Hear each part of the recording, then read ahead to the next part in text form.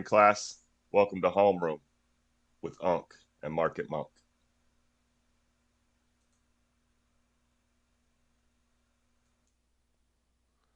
Morning, P. How's your week?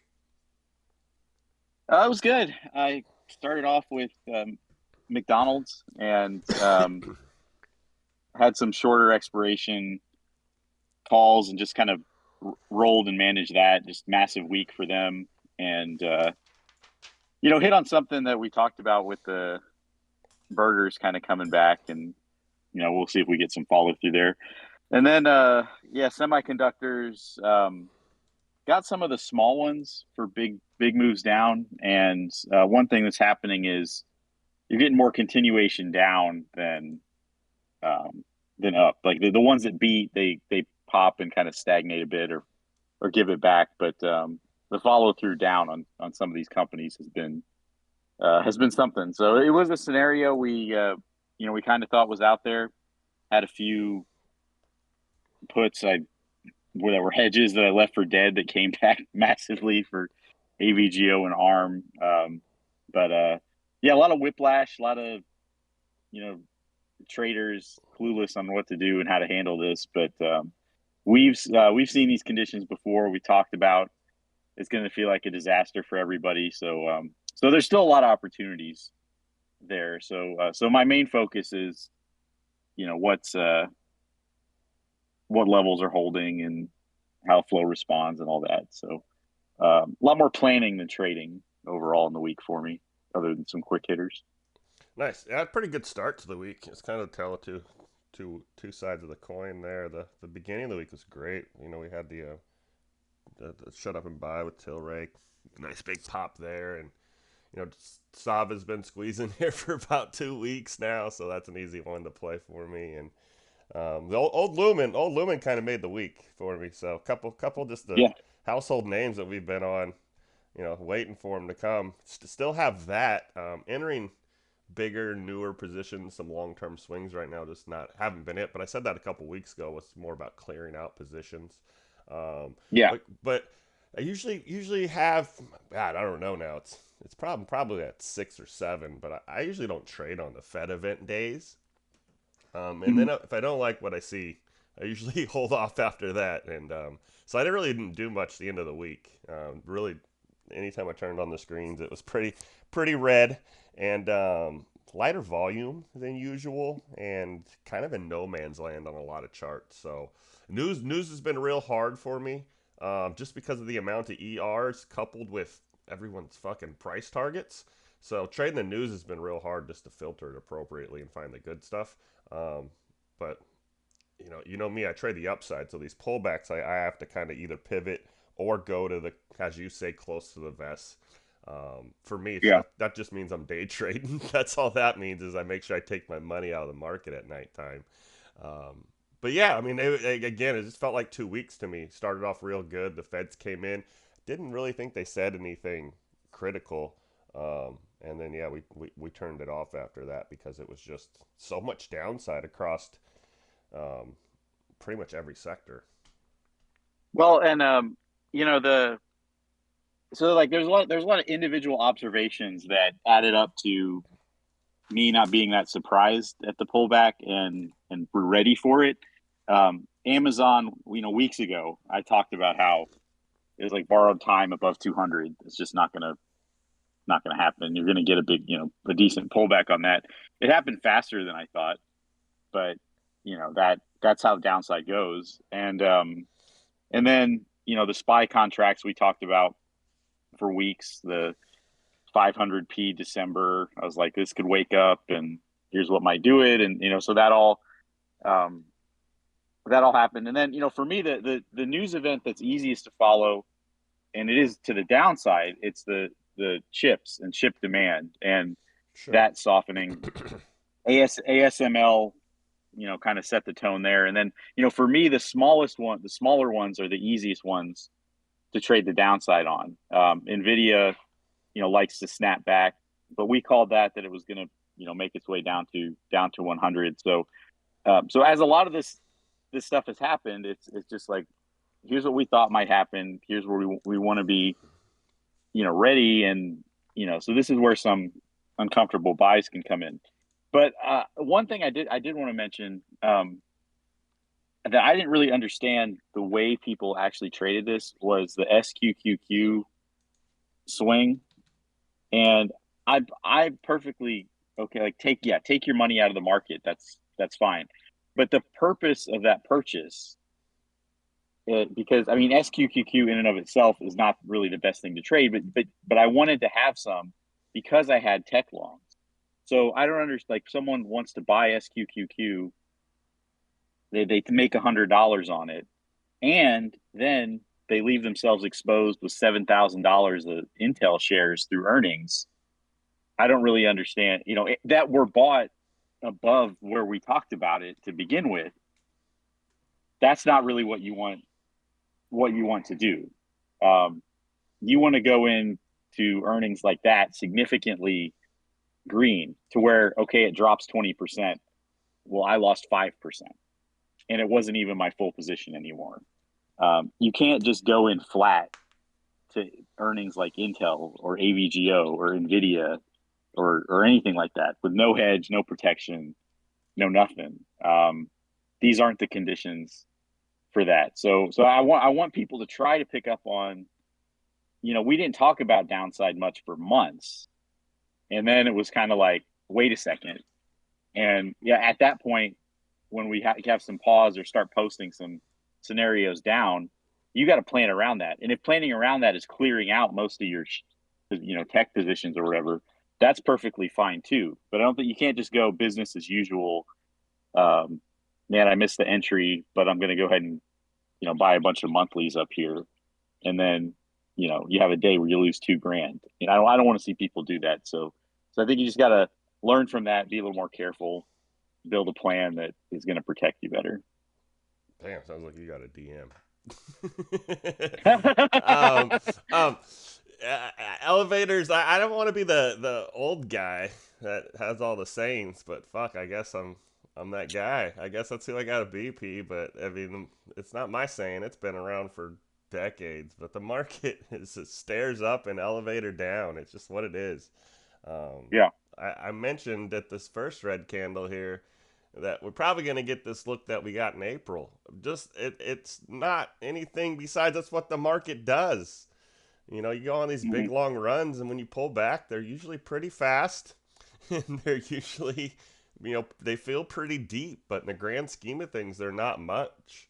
Um, if we did this, we've done it for 3 weeks. If we do it for 10, we still are barely back to where the last low was in the market. yeah, So I mean, you really got to look at things from a bigger picture. That's the first thing that stood out to me in your little rant there. The second one, it just covers so many bases, and I know so many people do it, and I probably should just be like the anti person on it, like constantly. It should be my golden rule for everybody. But you can't plant flags either. I mean, yeah, I just played through. I mean, when you're talking, I was thinking about, well, I kind of just held some square, but my average is ridiculous. yeah. That's and the that's the thing. Yeah, and I didn't get that by one buy, and I didn't get that by one buy and holding that one buy. So, and I think that's a big part of the problem, or causes a lot of the problems that you're mentioning in that rant, is that someone just bought. They two things. They just bought short term and they're micromanaging a position they're now full in. That's idiotic. yeah, And that you gave yourself no room to add down the road. Like I explained it last week with a position. Like I'll get about half in, maybe 30% in, and then I'm praying to God I get a cheaper entry. That's how you play long term. yeah. That's just how you do it. Well, right. Yeah, And and then on the way, and then you have to also, when you get all the way in, you have to, when you get to a resistance level, Intel's real fucking simple. It's 35, 36. I played that as a day trade. So if you didn't take some off the table when we were first talking about Intel, if you got those $30 ads and you didn't sell yeah, any on these two candles, if you didn't take some profit or or just get out, depending. I mean, if you were a long term, if you didn't take a little bit off the table there, try to get some 28s again from your 35s or some 32s from your 35s, that's still 10%. that's just Yeah. on you planting your flag and having a bad trading style. You're holding on and hoping, and you didn't have no plan to like add down the road on bad days or take profit on good days. You're not a trader. You're just a, I mean, you're literally holding hoping. It's not a horse race. No one's gonna blow a whistle and tell you you won or lost. You have to figure that out on your Yeah. own, and that seems like just covers a wide array of problems. Don't plant flags, and if you do, take your money real damn quick. Uh, yeah, and I'm all for keeping some of this stuff that companies you believe in and all that. Like Snow, okay, we've had so many good entries on Snow. I sell a lot on the way up. I still have some, and but the thing is, when it has a run like it's had now, we're still pretty much right at the average of those shares. MDB, I've got MDB under $200 that I bought way back when, and I sold most of it on that run towards 500. Um, Traded some puts on the way down, whatever. But I just, this is where I start to add more because long term, if I think that company's four, five, seven, $800, I do want an average down here, and it's not shares not a huge thing, and not shares that I'll often think about or whatever. But the people who are adding MDB in the 400s, looking to go to 700, and then just watching their screen as it collapses, and especially with options, that go to zero. So planting your flag with options is 10 times worse, and that's something I see. That's something I see too. So you just got to be more careful about that. And I would just emphasize too, like you said, what's happening right now is what a normal market does. And so if normal conditions are just destroying these positions you built, then you need to build positions differently and get entries at our levels or better, and park some money and give it some time, and you'll be fine. Yeah, yeah. I mean, it's a reasonable expectations. Also, let's get that in the way. I Yeah, mean, if yeah, we said that, I said that a few weeks ago. If you have 25K, and I mean, the market should give you 10%. That's a good year. Like a lot of people think that's a good year. That's $2,500. So if you're trying to make that on a yeah, trade, if you're trying to make 10% of your account on a trade or on the week, you just really have unreasonable expectations. I mean, you got sold on the hype and the hope. Um, and I mean, it's not that yeah, it's yeah. not possible, but it's not possible when you're new and you don't have any skill or know what the fuck's going on yet. It's definitely not possible then, and a lot of people run into that as well. Just hit the ground running, all in, all out, foot to the gas. And I also think that's why people go to options, because to make money on shares, you do got to put a little bit of cash out there. A couple grand usually. Yeah, I mean, it yeah. helps. And on options, you don't. You only have to put, you can put $80, $50 out. And I think people, that's just more digestible to the people that are new, which isn't a good thing for them. But Yeah, I think with options there's a kind of happy medium to it. If your expectation for options is to put up 300, make 50 or 60, you can do that over and over again. If your expectation is to put up 300 and make 900, um, you yeah, have to be careful with that. yeah, So, like, okay, so the Humana earnings trade's a good example. That was a pricier one because of the flow picture history with the stock. I saw, I was like, that was probably 10% move. That's exactly what it did. You bought what I posted, you woke up, you were up $700. How someone could let that go red, I don't really understand. Um, because you're either, if you're wanting to keep something, like let's say you bought two of each and you want to keep one, you know that's fine. But like when the second the bell rings, you're up $700. I don't understand how you're not just getting out. If that's what you want. I mean, if you want to keep something, like, I get it, you have to then day trade weeklies, and it gets a little more complicated, because you can let a monthly play out. A lot of times the drops, they get some little, like, two green candles and then they plummet. So if you want to wait that out, there's ways to do it. But to just stare at your screen and watch your position go from plus 700 to minus 200, you got to do things a little differently if that happens. And with those earnings trades, understand that some of them are gonna you're gonna make a couple $100. Don't let the hell in a Troy that's $70 to $1,300. Don't let that become the expectation. Just make it part of the process if you want to keep doing that, and stick to the same sizing and all that. But yeah, staring at a screen and watching something go plus 700 to minus 200, that you have to stop doing that if you're doing that. That has nothing to do with RSI or volume or news or market conditions. That's a personal fucking problem. And I mean, maybe you need to follow somebody that has more of your lifestyle or hopes and dreams. Because I mean, Yeah, I know me and you, we're some humble guys. Kind of come from a yeah, come from a hardworking background, and I use Carlos as an example here because I've talked to him most recently. But when I run into people that are like that, and most people are like that, like let's say 75% of the people are just naturally like that. I just try to slow them down a little bit and be like, all right, bro, what are you making at your job right now? you know, yeah, and yeah. none of them are coming back with like 300 or 500 an hour, right? So I Right, just right. simply be okay with taking a free hour of work.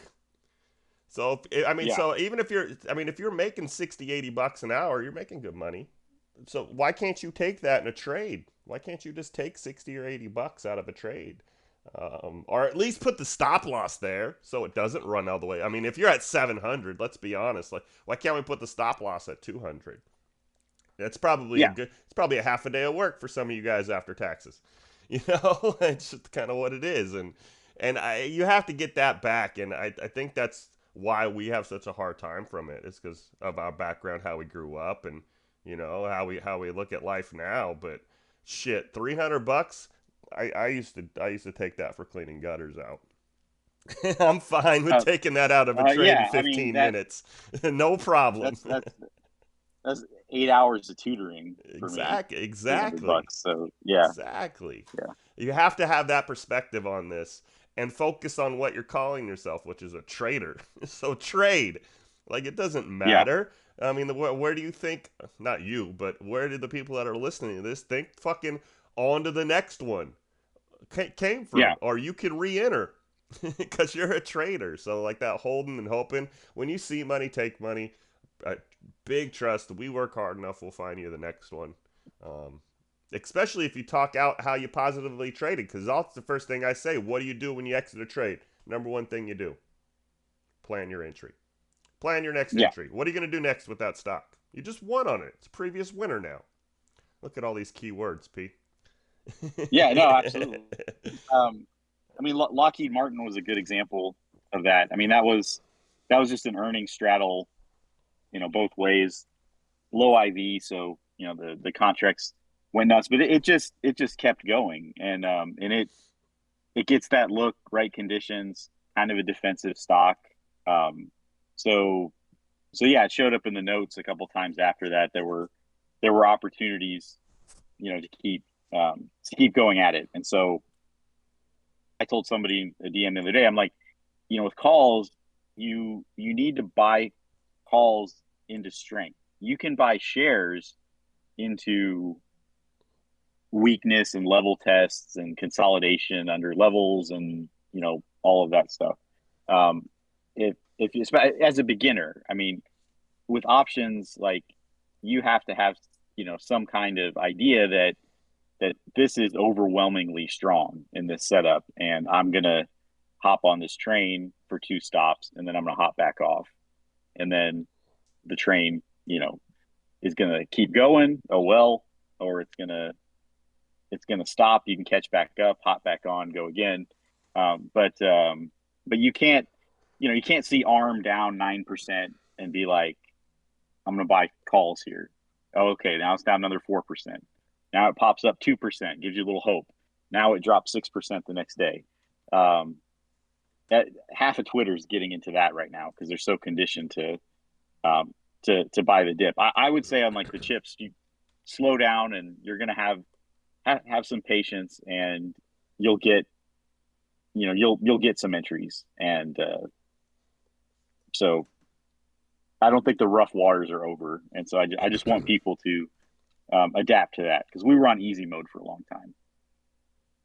Yeah, since like November. Yeah, That's for sure. Yeah, you don't buy the dip. I mean, you buy oversold, you buy support, you buy historical levels. That's what you buy. I mean, yeah, you buy stuff like that, and I agree with you. Probably way better on the share side. I'm never going to argue that. Um, yeah, but a lot of stuff isn't there. I mean, even like talking to I don't want to give away no stuff, but shit yeah. ain't free. Shit ain't free, people. Um, but like Nvidia, 100's just a psych level. Let's just say that. I'll say that out loud. Yeah. Hey, how about a conversation from I mean, what's almost 2 years ago? I asked, "Is Coin 200 really anything?" Yeah, we And can you're talk like, about that one trade "No." there. Yeah, no, And then fucking shit. it dropped to $40 or something. Not the coins that again, a different world and everything. But yeah, I mean the psych level thing um, is a minute chart phenomenon a lot of times. It's So thin. the, It's thin. yeah, It's a possible exit. Just like it. yeah. Um, I would put it. I never thought about that. I would put it probably a little above the SMAs, Hmm. which again, those are Well, possible stopping points. But I would much well, rather have a historical level. let me put it in. I'll put it in option terms because this is a phenomenon I talk about a lot with the big stocks. So AVGO before the split, um, I said under 1220 is where you start getting this. You don't wait for 1200 because a lot of times what would happen is if it gets to 1200, the the sellers can start to get a little more aggressive, and then they can like pull it way back. The bulls are still in control on these pullbacks to 1220, but not to 1200, and you saw it kind of happening, kind of over and over again. So and it might fall to 1200. That's fine, but my thing was like you start your buy here, and then you plan, okay, I'm going to buy again if it flashes under 1200, at 1190 for 5 minutes or something. And that was how, we built AVGO trades, done it with SMCI, over and over again. So the whales, algos, whatever, are aware of the psychology of those psychological levels, and often they'll turn it around right before that, and when you're scalping options, that's kind of the world you want. If you want shares in something, all that's kind of nonsense, and just wait for the damn level to break, and you can get it there. But yeah, for options trading, it's a big deal in that respect. Usually because the bid side activity at the round numbers is such a common thing, as they build and scale out of their positions there. It's not coming up because it's not market hours. But I use the ladder a lot. Um, and Yeah, you'll see wells sit. I mean, and then they'll come in through in the buy orders too, so they actually buy. But they'll sit at like 99 or 01 on the yeah, downside, right? So you can see where big money's at those psychological levels a lot of time. But um, this thing also shows SMAs and my levels in here too. So that really helps me just looking at those pivotal points and not some random points, and seeing where the wells are buying, because it's usually one of 4 or 5 different levels they'll buy, if there's activity. But knowing that, I don't think you get into. I mean, you always say minute chart, but you got to get into time and sales level 2, to be honest, if you yeah, really want to yeah. know where money's at intraday. I just think that's a hard sale for people that are trading options. Like, they're barely doing TA, right? Let's just be honest. Right. Yeah. So saying, hey, you got to bump into level 2 and time and sales and read a little tape, probably not happening. But I mean, that's why they're important. So I won't say do more work. I'll switch angle. I'm just telling you that's why those levels are important. Is because you see the money come in, at least on my side. Yeah. I'm for them. And then, you know, I'm not buying. I'm looking for that like a psych. I'm looking for like a couple candles to hold. Like Well, yeah. it to be defended on like a first, second, and third down, not just on first down.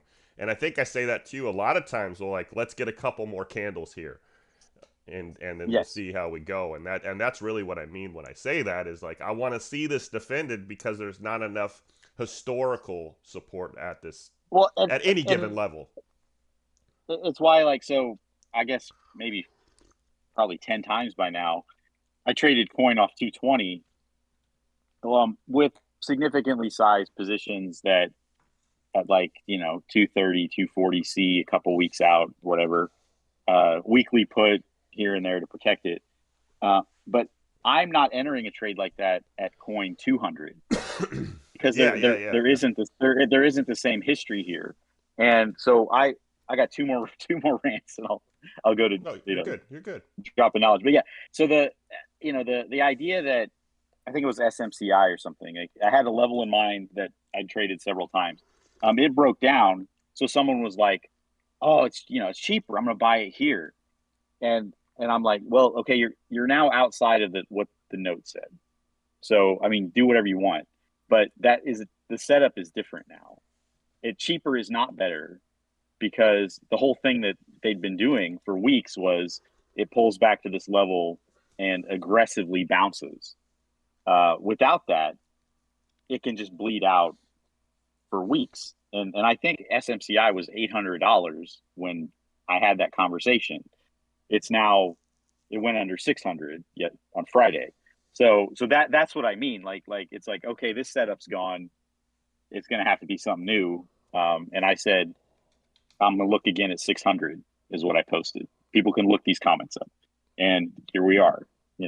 Again, sooner than I thought, but yeah. So there's that side of it, The and then the real quick go like ahead. Yeah. so like when you get pullback, I mean this is just basic stuff. I don't when you get a pullback, even if it's to a level, volume matters a ton. And it's not just, I Yeah. mean, volume might be like a overused word so that the sharpness of it doesn't really cut to the point. But volume is interest. It's people that are interested. Like Lumen right now, I said on Friday, that needs to hold three. Well, if the volume dies off Monday, Tuesday, Wednesday, it continues to get lower, three ain't going to hold no matter what. The market makers won't allow it. They're looking for that interest. So they have to get it at a price that creates interest. It has nothing to Yeah. do with anything but that. So like paying attention to if you play a big volume spike, you need to pay attention to volume after that because it's just the interest in the stock that got it there. Um, yeah. So go ahead. Well, and then last thing is, as far as how premiums move on contracts, it's a conversation I have all the time. It's why I talk about I'm like low IV stocks are really it's where beginners should be, and it's where anyone trading options should have a decent percentage of their trades, because they're safer, and because when they do move, the pops and gains are kind of astronomical. And the reason that that's important, John Deere. Okay, so I was trading the upside on John Deere. I have a lot of John Deere. I protect it with weekly puts. Well, did not expect it to drop 4% in a day. However, when it did drop 4% in a day, those little stupid put hedges that I bought for $50, $70, they go over $1,000. So, at that point, I like to say, like, I want to be in a position where it doesn't matter if I'm wrong. And if ARM falls 4%, whatever, big deal. That's like a Tuesday. But DE, that's rare. So a low IV stock like that, those contracts just go through the roof. So my point is, like, if you're going to enter options trades, you need to know how contracts move in that stock. And the comment I get that, like, it's inexcusable is like, why isn't this option moving? You should know beforehand how those contracts move because you can look up the chart of the option you just bought. What does it do when the stock has a 1% day? What does it do when the stock has a 3% day? You can actually see that. It's not just saying like, stock goes up, option goes up. I'm going to enter here. Like you need to do that. You need to know, like, is the bid ask spread, is it hard to, if it's hard to get a fill, it's going to be hard to get out. Like there's, you don't have to be some expert in all the Greeks, but you do have to have a basic knowledge of how that contract moves. And those are questions I'd rather someone ask me before they buy something, instead of like, I'm down 50%. What now? Um, and it was just a contract that was a bad idea to begin with. So there's nothing wrong. I'm not a big paper trader, but I do think watch listing contracts Yeah, to get a feel for a stock is really agree. important before you just start piling in. No, I agree with the watch list part, and I think that doesn't get mentioned enough, especially on the options. I mean, Yeah, just so you can figure out even like, should we be swinging this option, or is this a short-term scalp, daily scalp that I can get, like yeah. I mean, off of a chart you line. had one. You don't even do options, but the time you did, We you're talking like, about well, this Riot? isn't really moving. Yeah, it's Yeah, I'm Riot. not. I'm I like, was making more on the shares than I was the options. I was yeah, pissed. exactly. Yeah, I was like, how is the shares price going up and these options ain't doing shit? And what I found out then, I found it out then, and I was like, all right, well, that's what I need to know, and I'm not doing this much work. And that's really what I said to yeah, myself. But there was a certain point. It was Riot 5C or 550C. I can't remember. It was one of the two yeah, though, and it was in the summer. And I bought the 5C in the shares, let's say like 460, 470. So as soon as it got to 5, I was like, all right, where's my money? Well, that option didn't fucking print anything. And it wasn't until I got to about 550 where the option price really started moving. And yeah. and I was like, I'm already done with this goddamn trade. I'm done, because crypto was in the dirt back then. You were just kind of scalping those bottom bounces.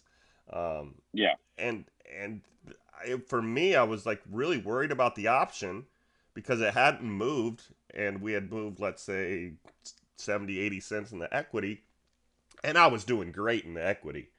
So it Yeah. just, for me, I was like, well, why isn't this working? This is what I need to know, is when do I buy these options?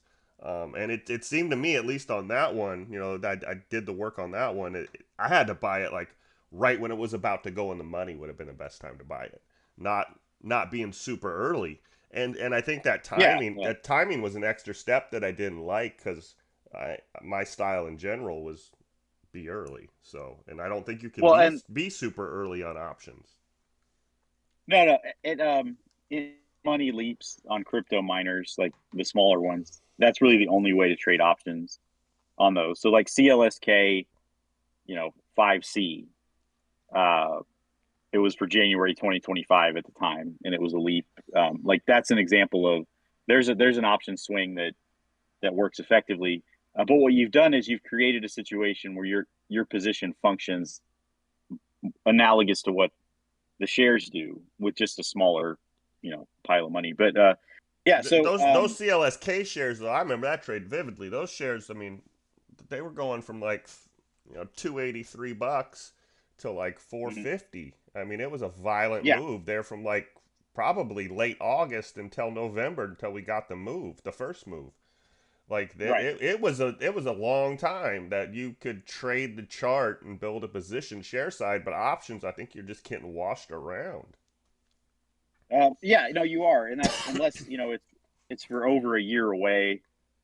Gonna look at it. But even then, It's like you're waking up so much percent and then down so much percent. Am I wrong on that? With the move, I mean, with the stock moving 20, 25%. you no, I mean they're a little more stable than that when they're that far out. Okay. So it's like you're up $50 and then you're up $30 on like a $500 position or something like that. So they a little quieter until you get kind of that violent move. But and it does depend on which one it is. Yeah. So okay. So real quick, everybody learns trading with mistakes that happen with real money. I want to get that out there. I mean that of course Yeah. does happen. Yes. Yes. But what I will say about that is I look at it this way. So like if you're you're a high school graduate, you don't quite know if college is for you. And it's better to learn that it's not at the community college than to go move into the dorms at the big state school and, drop 15 grand a semester and living, all that stuff. Instead of just like, I'm just gonna work my job. I'm gonna take a couple classes at community college. I'm gonna, pay my 800 bucks. And then yeah, I like this. I think I wanna be a, cybersecurity software engineer or whatever. Like it's like I found something I want to do. I'm going to pursue this, and then you go from there, and then you can transfer to a big school, whatever. So like if you're going to pay market tuition, pay community college tuition. Don't pay private school tuition. So don't put out like a bunch of money to on situations where you're not confident, and then learn the hard way in that and lose thousands of dollars, lose $100, lose $150, and then go back and and figure it out. The market's gonna be here. You're this idea that you're missing this generational opportunity in the stock market. Zoom out to a QQQ monthly, and you know anywhere you've entered that is fine. So like you have your stuff. You just put money in. You get matching retirement somewhere. Do that. But if you want to learn trading, it's got to be an amount of money that's not going to affect you psychologically, and it's not going to impact your day to day life. Um, because that's just a recipe for disaster. Losing and feeling like you have to make it back, just not Yeah, where you want to be. yeah. I like how no, that's a good point at the end. I was gonna start off with saying something a little different, but I want to acknowledge that at the end that was a great piece of advice. But me and Monk, for the most part, are way different. We're from a different side of the track. So you're gonna talk about college. I'm gonna talk about something totally different. He drive hydrogen, I drive electric. He trade options, I trade shares. We're Yeah, just he probably like Nike. To be honest with you, yeah, yeah. he probably playing Titleist. I'm playing TaylorMade. So we got a good. It's a good yin and yang thing here. So I'm gonna take this time because I believe what you're saying, but um, we ain't fucking losing, and we ain't losing for a reason because we're robbing Yeah. Wall Street. We're out here trying to rob Wall Street, and I've said this since I've known everybody in this room. But there's a window. That's the range.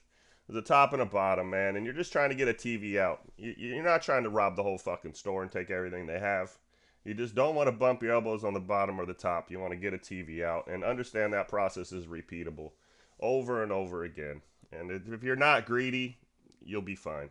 You really were. If you get Yeah. hopeful and greedy and all those emotions kick in, and like you said, to the point to where it affects your life, yeah, the wrong game for you.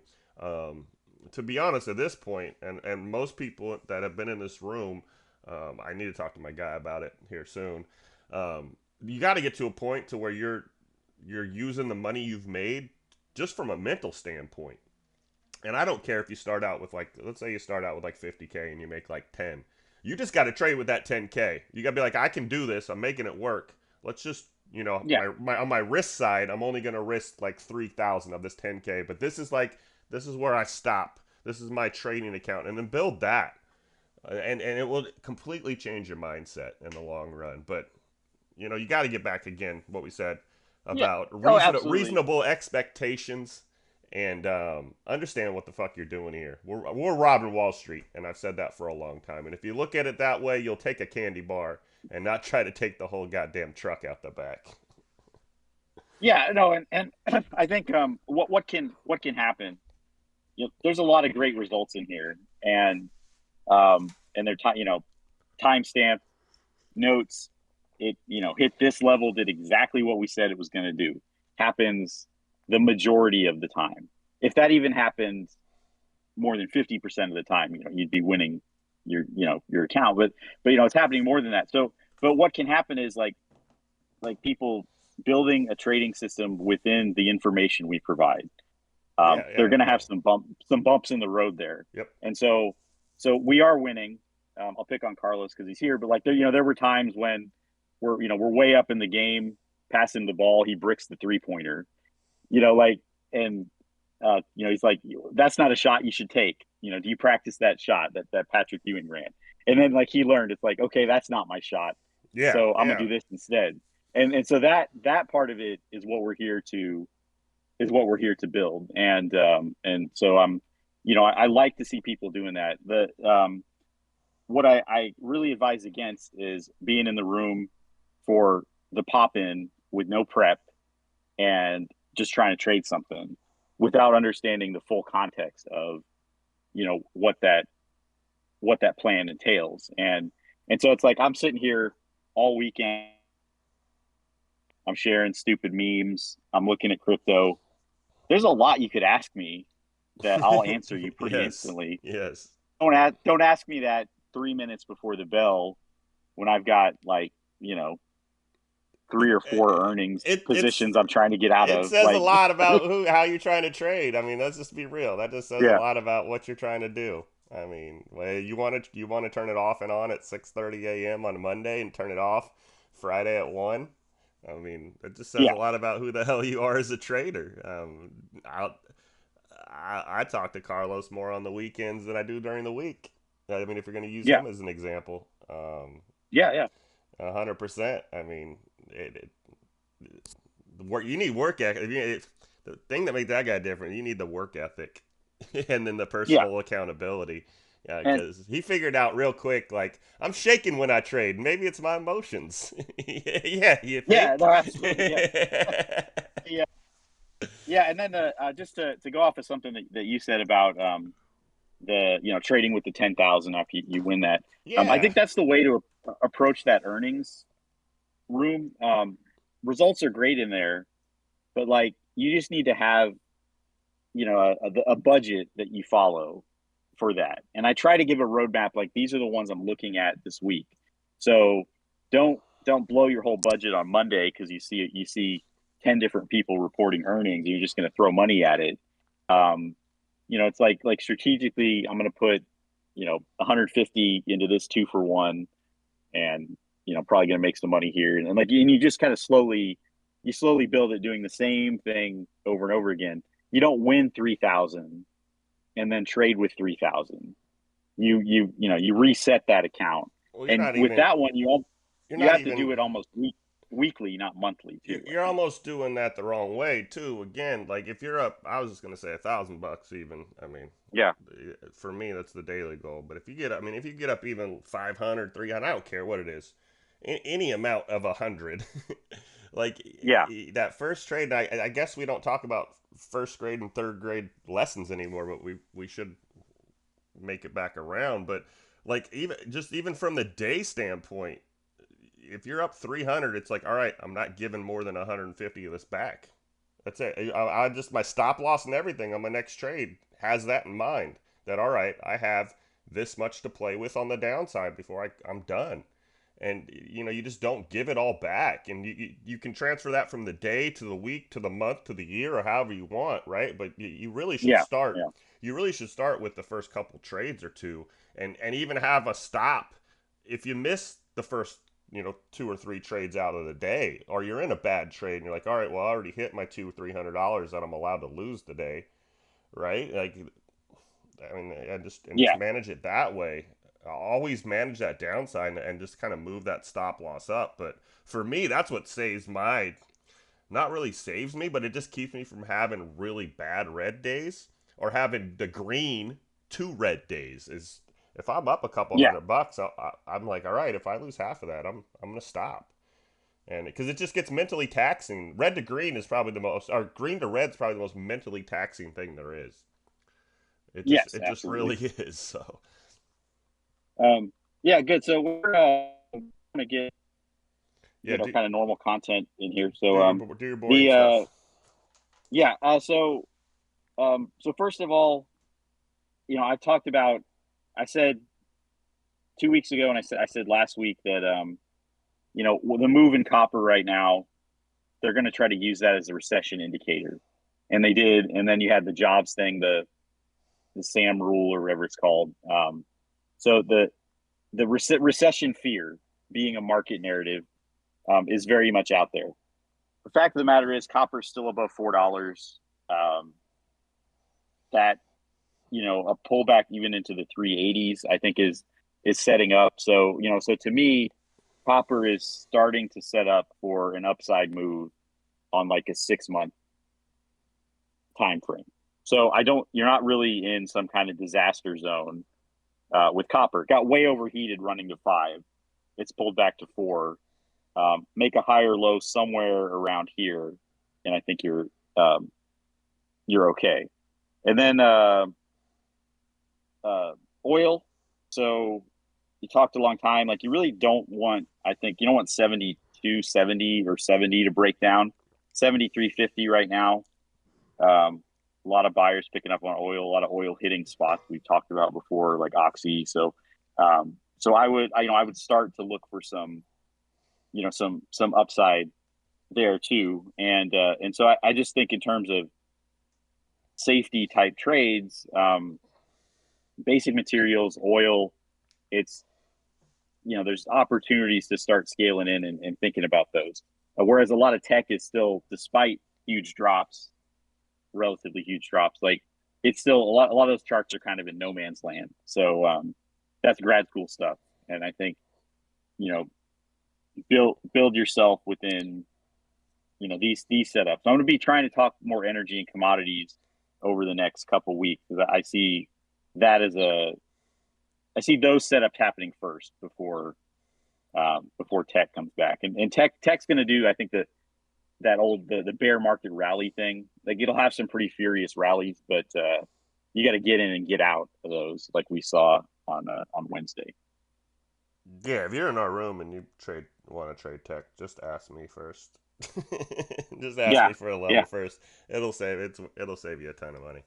Um, yeah, I'm with you on the the commodities kind of taking a hit outside of gold. I looked at them this weekend. I really thought yeah. the job numbers was gonna.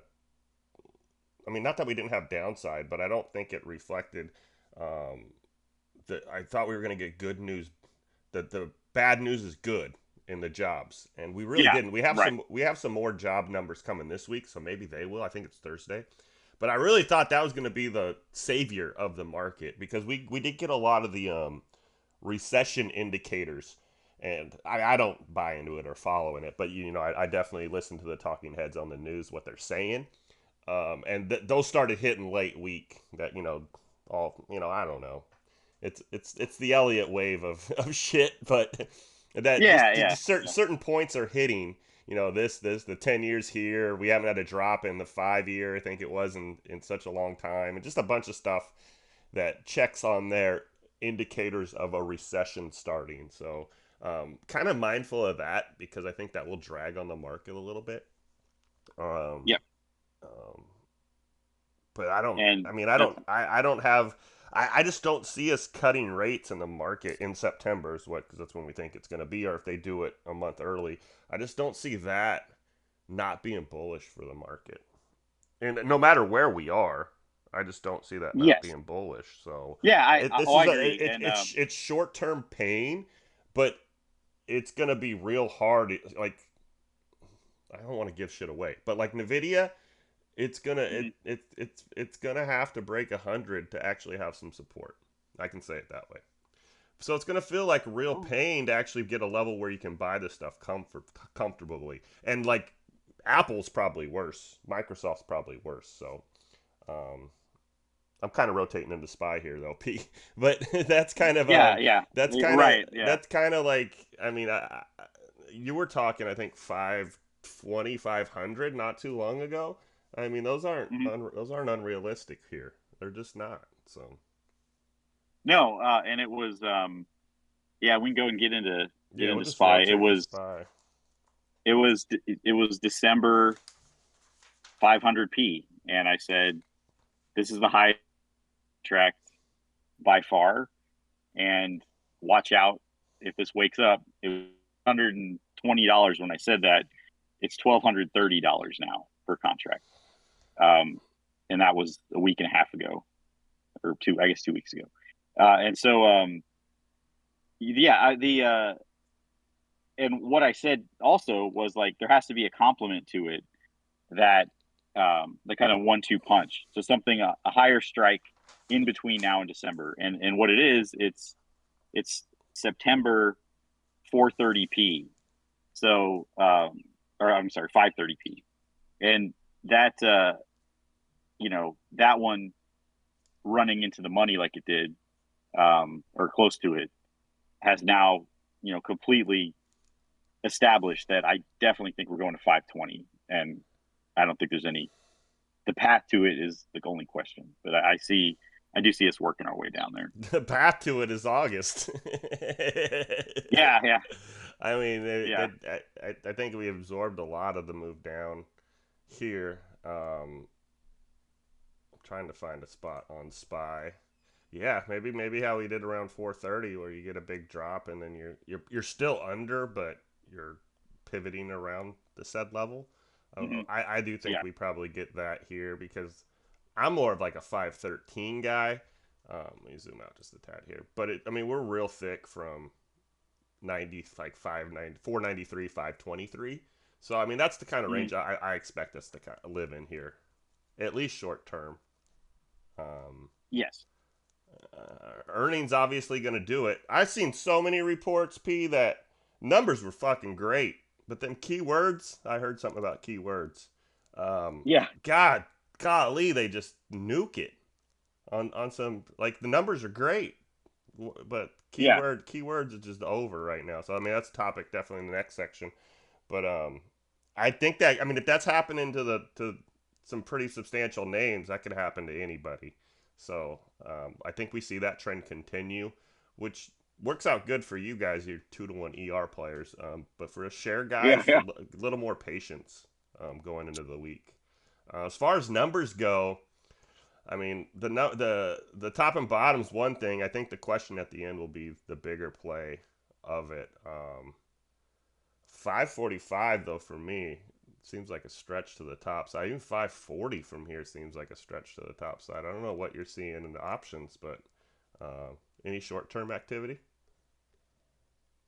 So there's a lid on it at 5:42, I think, Yeah, Jesus. in the calls. So that I think is your kind of hard ceiling for the moment, and that's about mid candle of that last daily candle. It looks like too. So often those kind of things converge. So so yeah, so that's where I'm gonna put my. Let me go a little above that. Yeah, five. I'm gonna say 542.81 gonna be my top, and I think we just wick to that. And downside 523.28. Oh, you went deeper than me. Interesting. 538.69. Shout out Goose. 538. I'm actually a little lower than you on the top side. Look out, people. Yeah. That's not normal. Hmm. And then 524.99. I think that 525 is kind of the area it gets defended. Um, we got 4 weeks to get down there, P. It ain't, we got a Yeah, while. yeah. We got a while. I think a little tighter candle than the last three for sure, but still enough to paranoid people. Enough to make the Bears really pile in.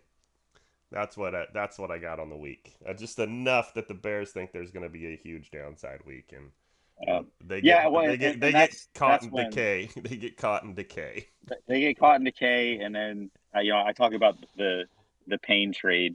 I don't really put a lot into the actual max pain number that people talk about. Like this is the perfect number that's going to kill the most options. That's what max pain is. But it's all about, and this is magnified in crypto. But where's the leverage that we can clear out here? And Yeah. so Yep. Yep. it's been to the upside, for a while. But as people see the extreme fear charts, and they see Warren Buffett sold half his Apple shares, and you know Sam rule recession, and Japan yen Yeah. whatever, like Tanking. yeah, so then they're like, they feel late, um shorting, but they're like, I don't also don't want to miss this. And there's something psychologically appealing to a lot of people about shorting stuff. just puff your chest out. Look at all these shitcos. It's a bubble, and like so. There's an ego thing about shorting that I see a lot from the retail option people, and so you get all that leverage down there and out of the money, and it's like, well, hell, we could just kill all these things with some, we call it basic relief, and then you get the little relief rally, and that might not end up amounting to much, but it's a disaster if you're an out of the money puts. So uh, I do see I do see a lot of that happening, and whiplash, as I call it, will be a thing. So you got to focus if you're going to trade, especially shares, building positions over time, real strength, real levels, Yep. and don't chase puts. Always my biggest advice. Chasing puts is actually way worse than chasing calls. Both are bad, but chasing puts will really get you killed Yeah, historically. I'm a I'm not an options trader, so take it with a grain of salt or run it by a professor. But I mean, the ER casino has been great for everybody, just to give them something to play daily and Yeah. something that's been very profitable, to be honest. But market conditions have been to the upside. The 2-to-1 probably have worked better the last DR session to the upside. I would Hmm. probably look at the chart and look for the overextended and play 2-to-1 to the other way currently, just because Yeah. words and not numbers are taking people down right now. Yeah. That's So that's what I've been doing, and so like like you get like the Chipotle call. The guy says foot traffic, and the stock drops 16% in 5 minutes.